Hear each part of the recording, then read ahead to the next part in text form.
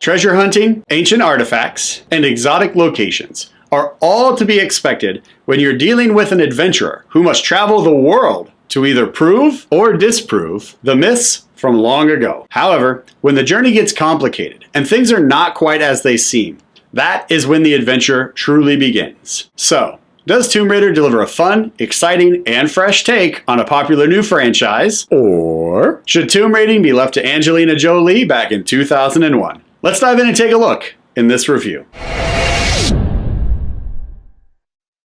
This story is the origin tale of the character, Lara Croft. In this film, we also don't start right in the middle of things and then jump back and then flash forward like one might expect. This story really only does flashbacks to establish and show us the relationship that she has with her father, who is missing. Overall, this film delivers on the world and the character surprisingly well. We get all the necessary information right up front, and this film does not waste much time, if any, to set up this particular adventure. The runtime for this film clocks in at just under 2 hours, and it doesn't even feel that long because of how well paced this film is. Alicia Vikander plays the lead in this film, Lara Croft, and her performance was actually one of the highlights of this film for me personally. They did a really good job with up-close shots of her face that really highlighted her emotional range and how she was exceeding all of the fellow actors on screen with her. She delivers smiles, fear, frustration, disbelief, and more. She is already an incredible talent, and this film was actually elevated to the next level because of her performance. Other actors in this film who also delivered enjoyable performances were Daniel Wu, Kristen Scott Thomas, and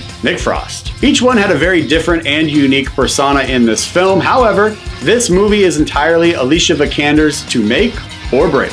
And I'm here and happy to report that she actually does make this film worthwhile. And her moment of disbelief on the crumbling airplane absolutely won me over. That moment of seriously, as she escapes one perilous moment after another, was comical, and it did help elevate it and make this movie a lot more fun, because it showed that this film was not taking itself too seriously. Tomb Raider is playing at your local movie theater right now, and if you like adventure films like Indiana Jones or you're a fan of the video game, this is definitely the movie for you. They did a great job building out the world and introducing us to this new world without making it feel too campy. I can honestly say, and I'm happy to report, that when it comes to movies based on video game franchises, this is absolutely one of the better ones. Some of the actors in this film do bring a little extra cheese to their performances. It does have some very obvious CGI special effects in this movie that literally feel and look like overly done CGI special effects, but that doesn't detract away from any of the fun that I had with this film with my time in the theater. Also, I was happy with how well this film was written because of some of the twists and turns it takes towards the end. The ending could have very easily just been what the film was leading to, but instead,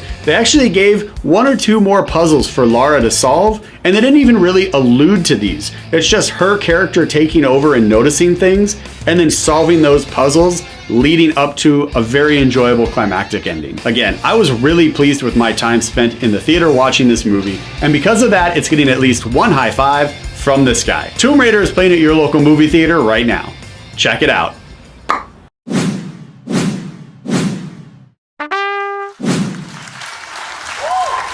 Hi, I'm Jeremy Brunansky, and you've just finished watching a movie review on Brunansky's Vlog. Along with the movie reviews and the weekly show, we also do the Certified Rad segments and the movie news breakdown, which you may want to check out. All right, everybody, we'll see you next Monday for a brand new episode of Brunansky's Vlog, Monday morning, 10 a.m. PST.